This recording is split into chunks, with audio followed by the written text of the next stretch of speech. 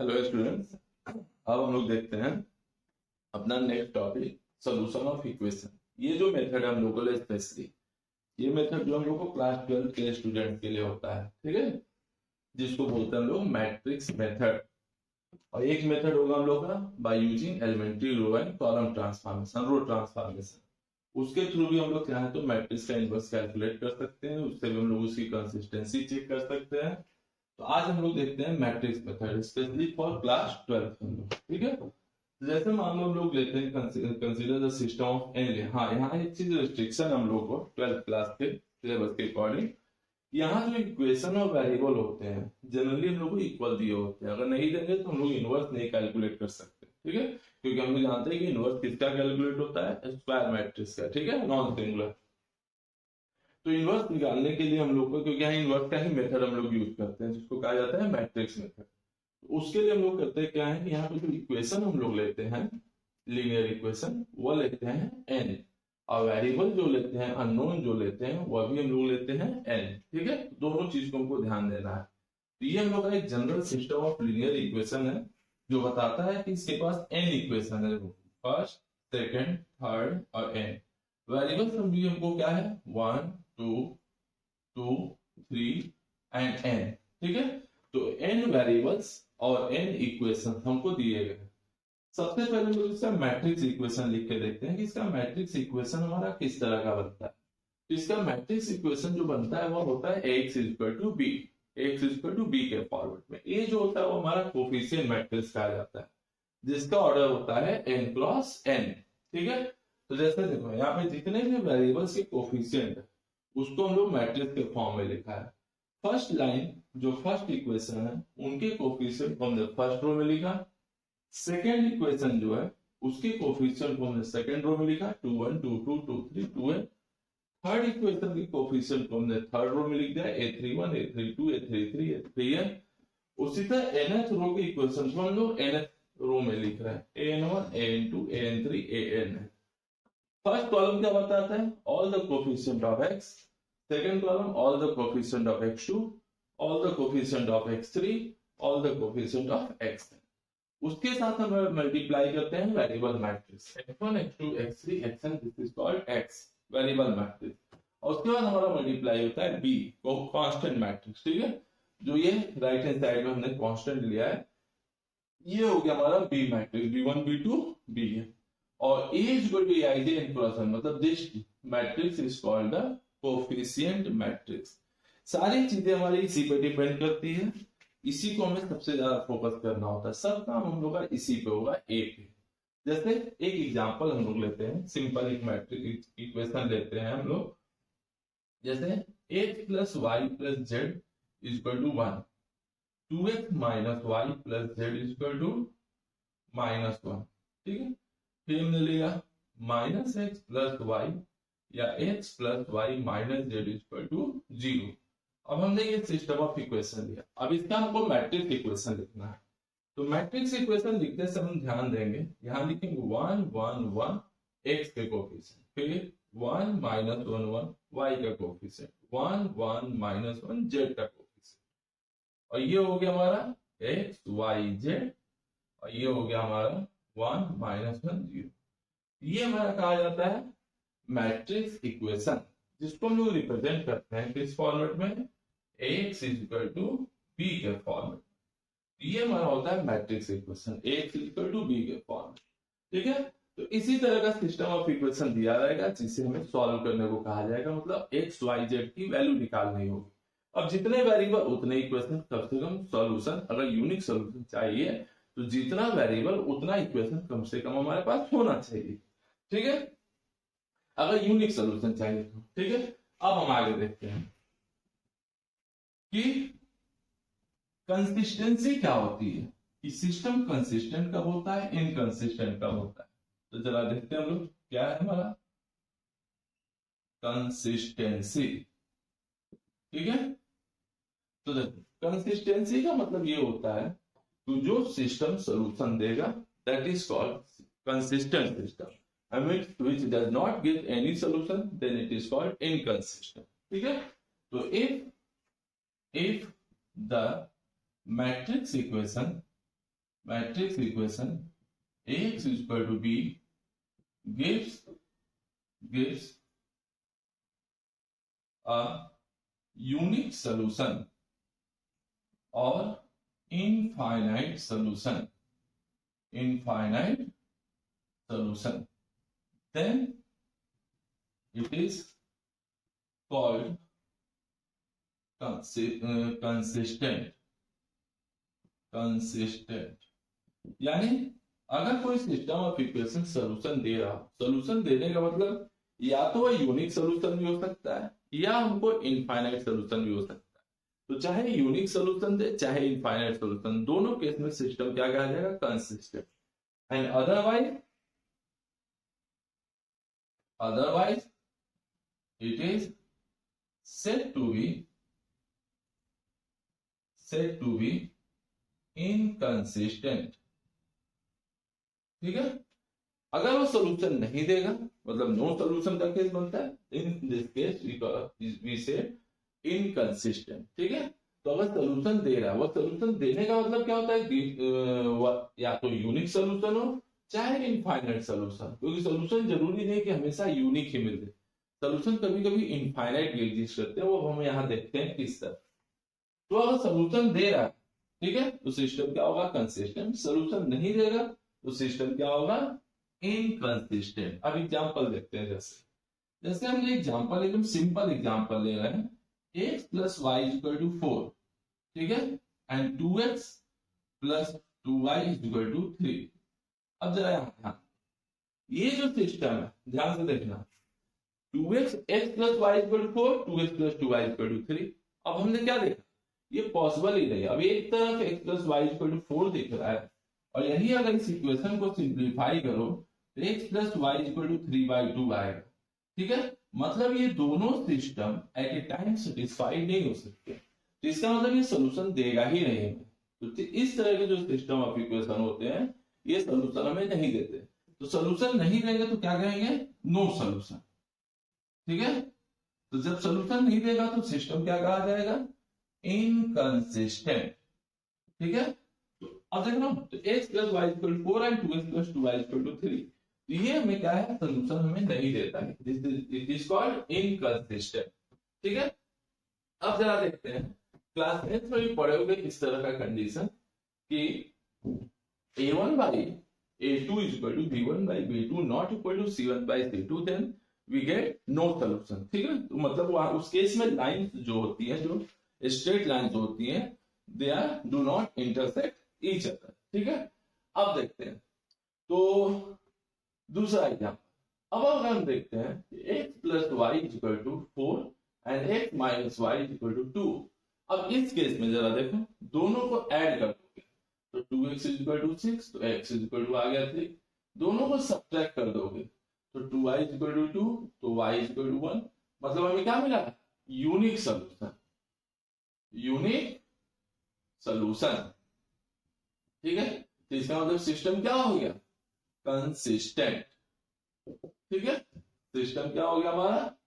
Consistent, मतलब unique solution मिला, तो ये कहा जाएगा इनकंसिस्टेंट। अब उसी तरह का एक एग्जांपल और हम ले लेते हैं, x plus y equal to 4 and 2x plus 2y equal to 8। अब यहां देखो तो ओवरऑल देखा जाए तो हमें एक ही इक्वेशन मिला है। अगर हम देखें तो यहाँ पे एक ही इक्वेशन है ये हमारे पास, x plus y equal to 4। तो यहाँ पे जो सोल्यूशन मिलेगा वो क्या मिलेगा? x equal to 1, y equal to 3, ये भी सही है। x equal to 2, y equal to 2, ये भी सही है।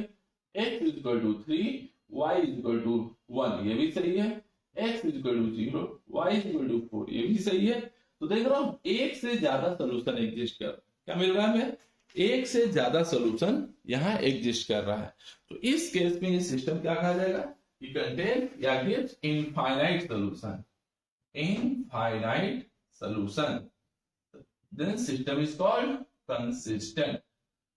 ठीक है, तो तीन तरह का हमने सिस्टम देखा। ठीक है, तो ध्यान दे देखना, तीन तरह का हमने सिस्टम देखा। तो देखो 10th क्लास में ये मेथड पढ़े होंगे टू इक्वेशन के लिए, a1x plus b1y plus c1 equal to 0, a2x plus b2y plus c2 equal to 0, कुछ वैसा ही रहेगा। पहला case, a1 upon a2 not equal to b1 upon b2, तो क्या होता है यूनिक सोल्यूशन। ठीक है, मतलब लाइंस क्या होती हैं एक दूसरे को कट कर देती हैं, जैसे दो स्ट्रेट लाइन अगर बनेगा तो वो कट करेंगे, तो ये क्या मिलेगा हमें यूनिक सोल्यूशन। ठीक है, दूसरा केस बनता है a1 by a2 equal to b1 by b2 equal to c1 by c2। ये हमारा बनता है इनफाइनाइट सोल्यूशन।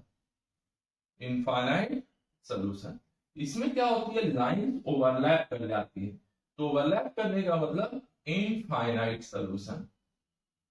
ठीक है, उसी तरह तीसरा केस बनता है a1 by a2 equal to b1 by b2 not equal to c1 by c2, मतलब क्या मिला नो सोल्यूशन।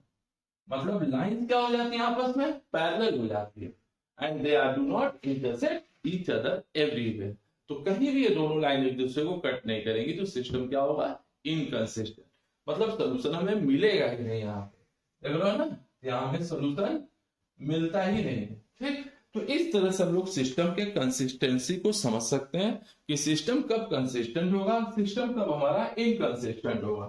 ठीक है, अब हम जरा देखते हैं होमोजीनियस और नॉन होमोजीनियस।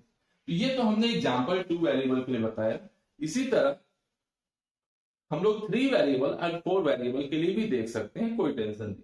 सेम कॉन्सेप्ट हम लोग का 3 वेरिएबल और 4 वेरिएबल या उससे ज्यादा पे भी हमारा वर्क करता है। ठीक है, तो अब जरा देखते हैं हम लोग होमोजीनिटी क्या होती है सिस्टम की, कौन सा सिस्टम होमोजीनियस होगा, कौन सा सिस्टम हमारा नॉन होमोजीनियस होगा। ठीक है, तब जरा होमोजीनियस और नॉन होमोजीनियस देखते हैं। तो होमोजीनियस का मतलब ये हुआ, जैसे हमारा होमोजीनियस है, होमोजीनियस। ठीक है, तो देखो any system of equation, system of equation ax is equal to b is said to be homogeneous, homogeneous if b is equal to zero matrix. b क्या होगा जीरो मैट्रिक्स। एग्जांपल देख ले कि 2x minus y is equal to zero, x plus 2y is equal to zero. देख रहे हैं यहाँ पे जो राइट हैंड साइड में हमारा कोफिशिएंट जो b1 b2 था, वो अगर जीरो हो जाए, सारे इक्वेशन पूरे सिस्टम ऑफ इक्वेशन में अगर वो सारे जीरो हो जाए, तो that is called homogeneous system of equation. ठीक है, तो होमोजीनियस का यही हमारा एग्जांपल होता है, जैसे हमने लिखा x plus y plus z is equal to zero, x minus y minus z is equal to zero, x minus y plus z is equal to zero. This is called homogeneous system of equation. Homogeneous की खासियत होती है it is never inconsistent, it is never inconsistent।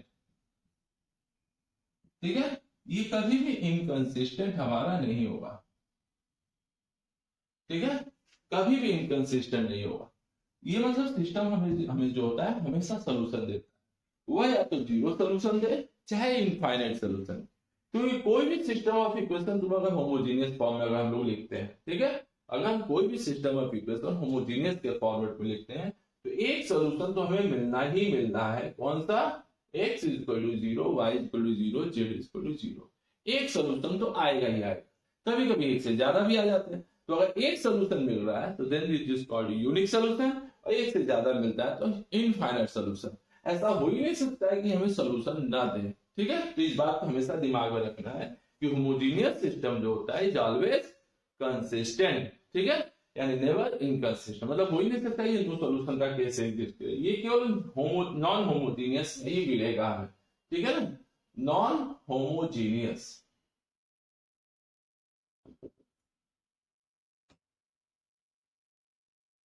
Non homogeneous क्या कहता है कि any system of equation ax is equal to b is said to be non-homogeneous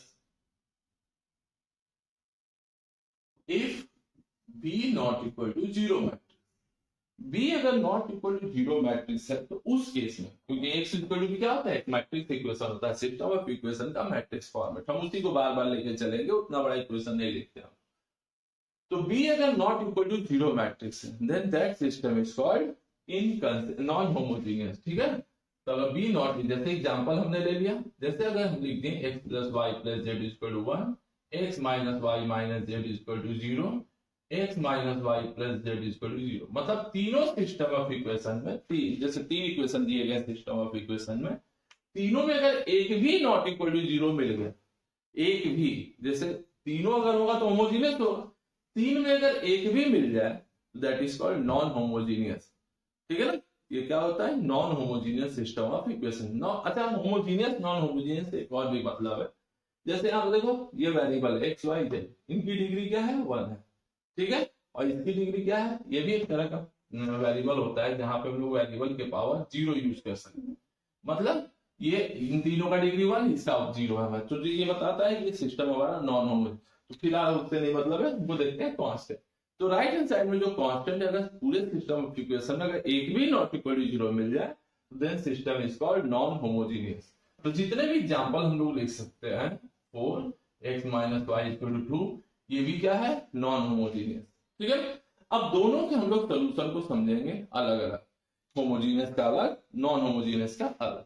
अब जरा दोनों को हम लोग देखते हैं सॉल्व करके, दोनों को आके हम लोग सॉल्व किस तरह से। अभी तक तो हम लोग खाली ये जाना कि सिस्टम ऑफ इक्वेशन होता क्या है, कंसिस्टेंसी क्या होती है, इनकंसिस्टेंट क्या होता है, होमोजीनियस और नॉन होमोजीनियस के बारे में हमने समझा। अब इनके सोल्यूशन के बारे में हम लोग समझते हैं, ठीक है ना। तो अब देखते हैं जरा इनका सोल्यूशन, ठीक है। चलो सोल्यूशन अब जरा देखते हैं। सबसे पहले हम लोग लेते हैं नॉन होमोजीनियस, नॉन होमोजीनियस,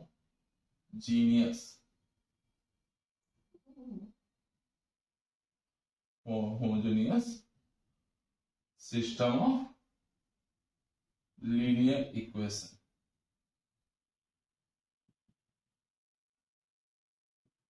ठीक है ना। तो सबसे पहले हम लोग इसी को देखते हैं कि non homogeneous system of equation हमारा जो होता है लीनियर इक्वेशन, ये कैसे सॉल्व होता है हम लोग, ठीक है। जैसे मान लो हमने लिया कोई भी मैट्रिक्स इक्वेशन, जैसे ले लेते हैं, या पहले सिस्टम ऑफ इक्वेशन देखते हैं। तो सिस्टम ऑफ इक्वेशन हमारा वही पीछे अभी हमने लिखा था, ठीक है। तो फिर से एक बार लिख लेते हैं, a11x1 plus a12x2 plus a13x3 plus dot dot a1n xn equal to, चाहे इसको छोड़ो, हम लोग सीधे मैट्रिक्स इक्वेशन से आते हैं कि हमारा मैट्रिक्स इक्वेशन है ax equal to b where b not equal to 0 में, जरा ध्यान दे, ठीक है। ax equal to b where b not equal to 0 में। अब जरा समझो ध्यान से कि if determinant of a not equal to 0, that is a is non-singular matrix, non-singular matrix। तो अगर मैट्रिक्स हमारा नॉन सिंगुलर है तो therefore its inverse exist। obvious सी बात है कि अगर मैट्रिक्स नॉन सिंगुलर है तो उसका इनवर्स हमें हमेशा एग्जिस्ट करता है, और उसी इनवर्स के बेसिस पे हम लोग यहाँ कैलकुलेशन करेंगे कि कोई सिस्टम ऑफ इक्वेशन का सॉल्यूशन हमें क्या मिलता है, जरा उसी को ध्यान देना है, ठीक है।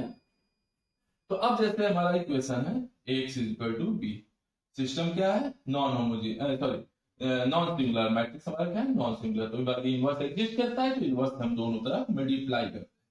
तो इनवर्स से जब दोनों तरफ हम लोग मल्टीप्लाई करते हैं तो हमें क्या मिलता है, जरा देखा जाए। तो यहां लिखेंगे हम लोग एसोसिएटिव ला लगा के a inverse a into x equal to, यहां लिखते हैं हम लोग 1 upon determinant of a into adjoint of a और इंटू मैट्रिक्स b।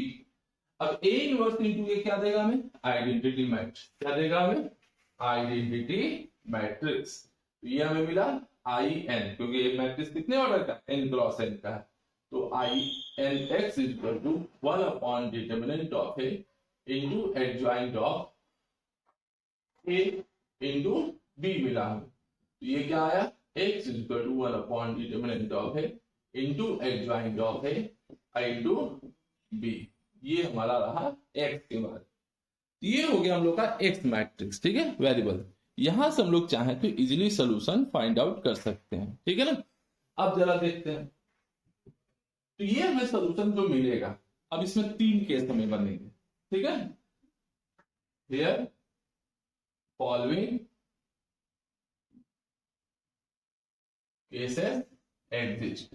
कौन सा केस बनता है जरा देखते हैं। सबसे पहला केस, अब हमने देखा यहां कि if determinant of a not equal to 0, then we get unique solution। ये देख लो, ये सोल्यूशन क्या कहा जाएगा, यूनिक, ठीक है ना। रीजन क्या है, determinant of A not equal to 0। पहला केस हमारा साफ साफ दिख रहा है, यूनिक सोल्यूशन हमें क्या मिलेगा, 1 upon determinant of A into adjoint of A into b, ये हमें देगा यूनिक सोल्यूशन, ठीक है। दूसरा केस देखते हैं। दूसरा केस कहता है कि if determinant of A is equal to 0, then we get, अब जरा देखा जाए, अगर डिटरमिनेंट ऑफ ए हमारा 0 हो जाए तो क्या कर सकते हैं। अब जरा समझे, जरा इसको जरा देख सकते हैं। तो ax is equal to b है, अब दोनों तरफ किससे मल्टीप्लाई करेंगे, एडजॉइंट ऑफ ए से, और ax is equal to adjoint of a into b से मल्टीप्लाई कर देंगे। भाई ठीक है, डिटरमिनेंट हमारा इक्वल टू 0 है तो एडजॉइंट तो एग्जिस्ट करेगा हमारा, तो एडजॉइंट जब एग्जिस्ट करेगा तो चलो एडजॉइंट से मल्टीप्लाई कर देते हैं। अब लगाते हैं हम लोग एसोसिएटिव लॉ, तो adjoint of a into x, ठीक है। तो ये मिला हमें कितना, adjoint of A into b. तो अब देखें यहां adjoint of A into a क्या होता है, एक प्रॉपर्टी हम लोग पढ़े होंगे, determinant of A into identity matrix into x is equal to adjoint of A into b. Case को ध्यान से समझना है, क्यों ऐसा होता है, कब सिस्टम कंसिस्टेंट होता है, कब सिस्टम हमारा इनकंसिस्टेंट है, ये चीज समझना होगा। अब हमने कंडीशन लिया है determinant of A equal to 0, तो डिटरमिनेंट ऑफ ए अगर हमने 0 लिया है तो ऑब्वियसली बात है कि लेफ्ट हैंड साइड हमारा 0 आएगा और राइट हैंड साइड में adjoint of A into b आएगा, ठीक है ना। अब यहाँ 2 केस बना, कौन सा केस बनेगा, यहाँ 2 केस हमको बनेंगे, ठीक है ना। अब लेफ्ट हैंड साइड तो हमारा इक्वल टू 0 दिख रहा है, राइट हैंड साइड में हम क्या लिखेंगे, अब जरा इसको समझना है। यहाँ 2 केस बनते हैं, ठीक, कौन सा, तो जरा देखो।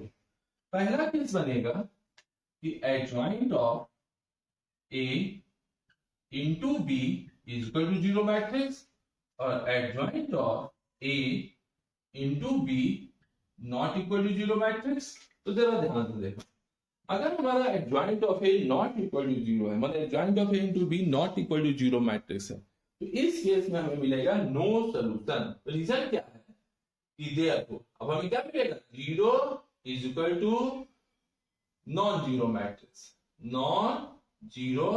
मैट्रिक्स, तो ये क्या है, नॉट पॉसिबल,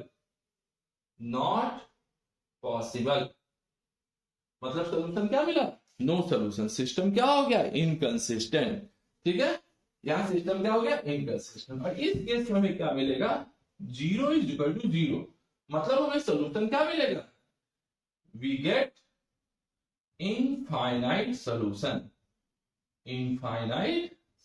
तो ध्यान से समझना, यहां पे हमें 2 केस मिले, adjoint of A into B is equal to 0, तो 0 इज इक्वल टू, भाई दोनों तरफ 0 हो गया। अब दोनों तरफ 0 मतलब भाई ठीक है, कोई भी वैल्यू रख देंगे सेटिस्फाई कर देंगे, तो एक से ज्यादा हमें सोल्यूशन मिल सकते हैं, मिलेंगे, ठीक है। और यहाँ क्या है, 0 is equal to non zero matrix आएगा, तो नॉन जीरो मैट्रिक्स आने का मतलब हो गया कि सिस्टम हमारा क्या हो गया, इनकंसिस्टेंट, मतलब सोल्यूशन हमें मिलेगा ही नहीं, ठीक ना। इस बात को ध्यान रखना, सोल्यूशन यहाँ हमको दूसरे केस में एग्जिस्ट ही नहीं करेगा।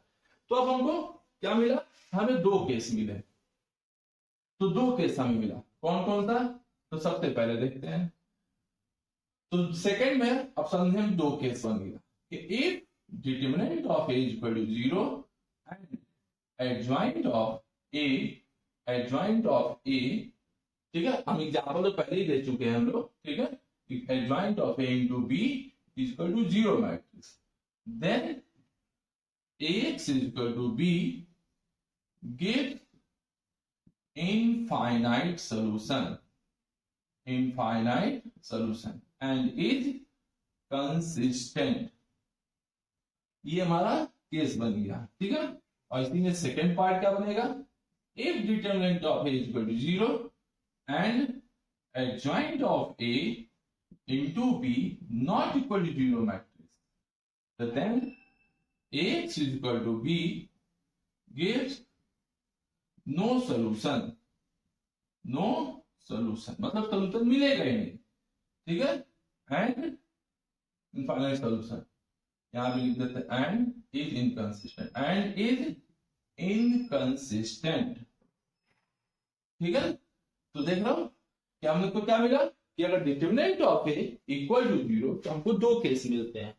पहला केस कहता है कि adjoint of A into B is equal to 0, then we get infinite solution, मतलब सिस्टम क्या होगा, कंसिस्टेंट।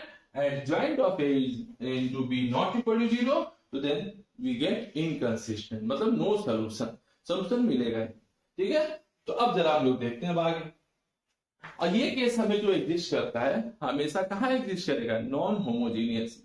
अगर होमोजीनियस होगा तो बी इक्वल टू 0, तो ऑब्वियसली है कि adjoint of A into B फिर से हमें 0 मैट्रिक्स देगा, भाई ऑब्वियसली 0 दोबारा देगा, तो होमोजीनियस के केस में कभी सिस्टम इनकंसिस्टेंट हो ही नहीं सकता है, ठीक है। इसी से होमोजीनियस जो होता है ऑलवेज कंसिस्टेंट होता है। हाँ, दो केस बनते हैं उसमें भी, एक में यूनिक सोल्यूशन, एक में इनफाइनाइट सोल्यूशन। अब जरा उसको भी हम लोग बाद में देखेंगे, पहले हम लोग होमोजीनियस को देखते हैं। तब एक एग्जांपल हम लोग लेते हैं सिंपल, इस पे बस इनवर्स निकाल के उसमें देख लेते हैं हम लोग, तो इनवर्स पे ही सारा काम होना है, ठीक है। तो ये मेथड जो होता है, जो कि स्पेशली क्लास 12 में काम देता है, ये जो कंडीशन ऑफ कंसिस्टेंसी है, ये हमारे बहुत ज्यादा काम आता है, ठीक है ना। तो जो कंसिस्टेंसी का कंडीशन है, ये हमारे काम आएगा एग्जांपल में ऑब्जेक्टिव क्वेश्चन करने। जैसे कि एग्जांपल हम लेते हैं सॉल्व, जरा देखते हैं। इक्वेशन हमारे पास x plus 2y plus z equal to 7। दूसरा इक्वेशन है x plus 3z equal to 11। और तीसरा इक्वेशन है 2x minus 3y equal to 1। 2x minus 3y equal to 1, ठीक है। ये कई बार पेपर में आ चुका है, ठीक है। तो अब जरा हम लोग सिस्टम को देखते हैं। सबसे पहले इसका मैट्रिक्स इक्वेशन लिखते हैं हम लोग। सबसे पहले इसका मैट्रिक्स इक्वेशन लिखेंगे, तो क्या बनेगा, हमें जरा मैट्रिक्स इक्वेशन को ध्यान से देखिए। यहाँ एक्स वाई जेड का कोफिशिएंट है 1 2 3। यहाँ एक्स वाई जेड का देखो, यहाँ पे वाई का टर्म है नहीं, तो 0 लिख देंगे, 1 0 3। यहाँ भी देखो 2 माइनस 3, और यहाँ जेड का कोफिशिएंट नहीं है, ठीक है ना। और यहाँ हो गया X Y Z equal to, ये बी मैट्रिक्स हो गया 7 11 1। सबसे पहला काम हमारा डिटरमिनेंट निकालना, क्योंकि डिटरमिनेंट ही डिसाइड करेगा कि सिस्टम कंसिस्टेंट होगा कि इनकंसिस्टेंट। क्योंकि इनकंसिस्टेंट में भी दो केस हम लोग देखेंगे, पहले तो डिटरमिनेंट देख ले। अगर नॉट इक्वल टू 0 आ गया तो हो सकता है यूनिक सोल्यूशन हमें मिल जाए, तो डायरेक्टली हमारा काम हो जाएगा। तो सबसे पहला काम है डिटरमिनेंट कैलकुलेट करना, ठीक है। 1 1 2 2 0 माइनस 3 3 3 0। तो जब हम लोग इसका डिटरमिनेंट निकालेंगे तो क्या मिलेगा, जरा देखें। तो 0 माइनस 3 3 0, एक एक्सपेंड करके बता दे रहे हैं, क्या कि पीछे का वीडियो काफी लेट हो गया। 1 2 1 2 3 0 प्लस 3, ये हो गया 1 2 0 माइनस 3, ठीक है। तो पहले 1 को लिए, तो फर्स्ट कॉलम फर्स्ट रो हटा दिए, तो बना में 0 माइनस 3 3 0। फिर यहाँ पे माइनस 2 लगाए, सेकेंड कॉलम फर्स्ट रो हटा दिए, तो 1 2 एंड 3 0 आया। फिर 3 को लिए, थर्ड कॉलम हम फर्स्ट रो हटा दिए, तो 1 0 2 0 माइनस 3 आया। अब जरा एक्सपेंड करें इसको, तो 0 प्लस 9 माइनस 2 0 माइनस 6 प्लस 3, ये आ गया हमारा माइनस 3 माइनस 0। तो अब देखते हैं, ये हो गया 9 प्लस 12 माइनस 9, तो ये आ गया 12 नॉट इक्वल टू 0। तो डिटरमिनेंट हमारा कितना आया, 12 आ गया हम लोग को, ठीक है ना। तो जरा एक बार इसको फिर से हम लोग चेक कर ले कितना देता है। तो 1 2 3 था, 1 0 3 है, 2 माइनस 3 0 है, ठीक है। 2 माइनस 3, तो 1 पे 0 माइनस 3 3 0, तो ये हो गया 0 प्लस 9, ठीक है। माइनस 2 लिए, 1 2 है 3 0 है, तो 0 1 2 3 0 माइनस 6, यहाँ -2 हो गया, ठीक है। अब यहाँ देखते हैं 3 लेते हैं, तो -3 एंड 0, ठीक है। तो ये हो गया -9, ये हो गया हमारा +9, ये हो गया हमारा 12, ठीक है ना। तो इसमें हम लोग का 1 -3 एंड 2 0, तो ये हम लोग का आ रहा है 1 2। हाँ देखो एक चीज गलत हो रहा है, यहाँ पे हमारा कोफिशिएंट 1 है, ठीक है ना।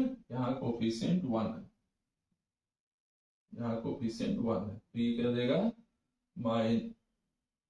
प्लस, ये हो गया -3, ठीक है ना। तो ये -3 दिया, तो ये आ गया हमारा 18 नॉट इक्वल टू 0। अब जरा देखते हैं, अब आगे, अब हम लोग को इनवर्स चाहिए भाई। नॉट इक्वल टू 0, ऑब्वियसली बात हमें क्या मिलेगा, we get a unique solution,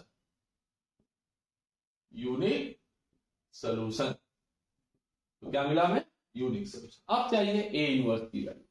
तो ए इनवर्स का हमने शॉर्टकट टेक्निक बताया था इनवर्स निकालने के लिए कि हम लोग कैसे लिखते हैं। तो जैसे देखो 1 2 1 1 0 3 2 -3 0। अब फिर फर्स्ट कॉलम लिख दो 1 1 2, फिर सेकंड कॉलम 2 0 -3। अब यहाँ भी 1 2 1 1 2 फर्स्ट कॉलम हमने लिख दिया, और फिर सेकंड 1 0 3 1 0। देखो इसको हमने लिखा यहाँ पे और इसको लिखा हमने यहाँ पे। उसी तरह ये फर्स्ट कॉलम यहाँ हो गया, सेकंड हमारा यहाँ हो गया, ठीक है। अब इसमें से हम लोग निकालते हैं इनवर्स। कैसे इनवर्स निकलेगा जरा ध्यान, फर्स्ट और वो हटा दो, फर्स्ट कॉलम हटा दो, तो इनवर्स की वैल्यू हमारी कितनी हो जाएगी, अब जरा देखा जाए। तो ए इनवर्स हमारा होता है 1 अपॉन डिटर्मिनेंट ऑफ ए कितना आया है 18। अब चलो यहाँ देखते हैं, तो चलो इसको मल्टीप्लाई करके फिर इसको करते हैं। तो 0 + 9 तो 9 हो गया, 6 - 0 तो 6 हो गया, -3 और 0 तो ये -3 हो गया। फिर अब इसको करो -3 और 0, ठीक। अब इधर देखो 0 -2, अब ये 4 + 3 7 हो गया, 6 - 0 6 हो गया, 1 - 3 -2 हो गया, 0 -2 -2 हो गया। अब इसका ट्रांसपोज ये आ गया 1/18 और 9 6 -3 -2 7 6 -2 -2। अब जरा चेक कर ले कि पहले ये सही है कि नहीं, ठीक है ना। एक बार इसका और हम लोग उसी कैलकुलेशन को क्लियर कर लेते हैं, ठीक है। तो ये हमारा आ गया inverse of the matrix, 2 line में हम लोग। अब हमको क्या चाहिए था, क्या बताए थे, सॉल्यूशन हमारा क्या मिलता है, x = a inverse into b। यही हमारा सोल्यूशन होता है जो कि यूनिक सोल्यूशन देता है। तो इसके लिए क्या लिखोगे, 1 upon determinant of a into adjoint of a, या सीधे सीधे हम लोग इनवर्स लिख दें यहाँ पे 1/18 9 6 -3 -2 7 6 -2 -2। अब इसमें कितने से मल्टीप्लाई करोगे, -3 नहीं, कहा गया कांस्टेंट मैट्रिक्स ये रहा, 7 11 1 7 11 1 से हम लोग मल्टीप्लाई करते, तो जरा देखें कितना मिलता है। तो ये मिलेगा हमें 1/18। अब जरा देखो 9 × 7 63, ये हो गया -33, ये हो गया +6 हमारा, ठीक है। फिर 6 से 7 में 42 -22 -2 हो गया, ठीक है। फिर देखो -21 +77 फिर -2। एक बार फिर से देख ले, 1/18 ये कितना देगा, तो 63 + 6 हो जाएगा हमारा 69, ठीक है ना। तो ये हो गया 69 - 33, ठीक है। अब यहाँ देखते हैं 42 - 24, यहाँ देखते हैं 77 - 23, ठीक है। तो हमें क्या मिला, x मतलब क्या होता है x y z, ये आ गया 1/18। अब इसको जरा माइनस करते हैं, ये हो गया 6 और 3, यहाँ देखो 10 में 4 6 2 8 और ये हो गया 1। अब यहाँ देखते हैं ये 4 और ये हो गया हमारा कितना 5। तब 18 से जब हम डिवाइड करेंगे तो 18 1 54, तो 2 1 3 आ गया हम लोग को, ठीक है ना, कितना आया 2 1 3 आ गया हम लोग का। तो सोल्यूशन साफ साफ दिख रहा है हम लोग को, कितना मिल रहा है, x equal to 2, y equal to 1, z equal to 3, यानी कौन सा सोल्यूशन, यूनिक सोल्यूशन, ठीक है ना। तो साफ साफ देखिए हमको कि सोल्यूशन क्या मिला, यूनिक मिला हमें, ठीक है। तो इसी तरीके से हम लोग आगे भी अपना काम कर सकते हैं, सिंपली कर सकते हैं। तो बेस्ट मेथड है ये, इनवर्स की जो टेक्निक हम शॉर्टकट ट्रिक्स में प्लेलिस्ट में डाले हुए हैं, वहां से देख सकते हो। बहुत सिंपल मेथड है, इजीली इनवर्स हमारा निकल जाता है किसी भी कंपटीशन में। 12th क्लास में तो नहीं यूज कर सकते, वहां तो कोफैक्टर का मेथड हमें यूज करना होगा, ठीक है। लेकिन जनरली डायरेक्ट निकालने के लिए बेस्ट मेथड है हमारा इनवर्स निकालने का। अब जरा दूसरा एग्जांपल देखते हैं। ये तो हो गया यूनिक सोल्यूशन का केस। अब हम लोग देखते हैं इनफाइनाइट सोल्यूशन और नो सोल्यूशन का केस। क्या कि इनफाइनाइट सोल्यूशन हमें कब मिलता है, ठीक है ना, तो और नो सोल्यूशन का केस, दोनों हम लोग देख लेते हैं एक एग्जांपल। तो नो सोल्यूशन में तो जान ही रहे हो, सिंपल केस है। तो जरा दूसरा एग्जांपल हम लोग देखते हैं। जैसे एक सोल्यूशन है, इक्वेशन हमारा 4x minus 2y, 4x minus 2y equal to 3, और दूसरा इक्वेशन है 6x minus 3y, 6x minus 3y equal to हमारा सिस्टम है 5, ठीक है। अब साफ साफ हम जान ही रहे, इसमें ax इक्वल टू b लिखना होगा हमें। तो मैट्रिक्स इक्वेशन इसका जो होगा वो किस फॉर्मेट का आएगा, ax इक्वल टू b, मतलब क्या होगा 4 6 माइनस 2 माइनस 3। x की जगह क्या लिखोगे x y, और b की जगह क्या लिखेंगे 3 5। अब जरा हम लोग डिटरमिनेंट इसका निकालते हैं। तो डिटरमिनेंट अगर निकालेंगे तो कितना आएगा, देखते हैं 4 6 माइनस 2 माइनस 3, तो कितना आया माइनस 12 प्लस 12 इक्वल टू 0। मतलब डिटरमिनेंट ऑफ ए मैट्रिक्स हमें क्या मिला, 0 मिला हम लोग, ठीक है ना। तो डिटरमिनेंट ऑफ ए कितना मिला हमें, 0 मिलता है, ठीक। अब इसके बाद, अब इसका मतलब दो केस हो सकते हैं, adjoint of A into B equal to 0 भी हो सकता है, adjoint of A into B not equal to 0 भी हो सकता है। तो जरा जरा हम लोग एडजॉइंट ऑफ इसका देखें। तो एडजॉइंट निकालना फिर वही चाहे तो हम वही मेथड हम लोग लगा सकते हैं, लेकिन यहाँ पे इनवर्स निकालना आसान होता है, इसमें कोई मतलब एडजॉइंट निकाल। तो चलो देखते हैं एडजॉइंट ऑफ ए। तो कोफैक्टर लिखना होगा, तो 4 का कोफैक्टर होगा -3, -3 का होगा 4, -2 का -6, एंड 2 का माइनस ऑफ -2, मतलब माइनस ऑफ -2। और इसका लगा दो ट्रांसपोज, ये आ गया -3 -6 2 4। ये निकल गया हमारा एडजॉइंट ऑफ ए की वैल्यू। अब हम देखते हैं कि adjoint of A into B हमें कितना मिलता है, ठीक है ना, adjoint of A into B कितना मिलता है। तो अब हम करेंगे देखो adjoint of A into matrix B हमें कितना मिलता है। तो चलो ये हो गया -3 -6 2 4, और यहाँ बी हो गया 3 5, ठीक है। तो जब मल्टीप्लाई करें -9 प्लस 10, ठीक है, 5 गुना 10, और यहाँ पे हो गया -18 प्लस 20। तो देखो कितना आया 1 and 2, मतलब नॉट इक्वल टू 0 मैट्रिक्स, ठीक है ना, 0 मैट्रिक्स के बराबर नहीं है, साफ साफ दिख रहा है। तो क्या मिला हमें, we get determinant of A equal to 0 and adjoint of A into B not equal to 0 matrix. तो इसका मतलब कि गिवन सिस्टम is inconsistent, ठीक है ना, inconsistent, that is give no solution, ठीक है ना, सिंपल केस है। तो यही बात है, अगर determinant of A equal to 0 मिलता है तो हम adjoint of A into B भी चेक करते हैं। अगर adjoint of A into B हमें इक्वल टू 0 आ जाए तो इनफाइनाइट सोल्यूशन, और नॉट इक्वल टू 0 आए तो नो सोल्यूशन, ठीक है ना। तो अब इसके बाद हम लोग देखते हैं अगला केस हमारा क्या है, इनफाइनाइट सोल्यूशन का केस। अब इनफाइनाइट सोल्यूशन का जो केस है हम लोग नेक्स्ट क्लास में देखते हैं, ठीक है ना। फिलहाल आज इतना ही। 12th क्लास के लिए इंपॉर्टेंट टॉपिक है, बेसिकली 12th के लिए, कंपटीशन के लिए तो उसको नहीं बहुत करेंगे बहुत ज्यादा, लेकिन 12th क्लास के लिए मोस्ट इंपॉर्टेंट टॉपिक है। कॉम्पिटिटिव के लिए भी हम लोग आगे बाद में देखेंगे, रोड ट्रांसफॉर्मेशन के थ्रू इनवर्स हम लोग कैसे निकालते हैं, रैंक के मेथड से, ठीक है। तो ये हो गया हमारा नो सोल्यूशन। अब इनफाइनाइट सोल्यूशन हम लोग नेक्स्ट क्लास में, और होमोजीनियस, दो क्वेश्चन अभी हम लोग का बच गया, दोनों को हम लोग नेक्स्ट क्लास में देखते हैं कि क्या होता है इसमें, ठीक है।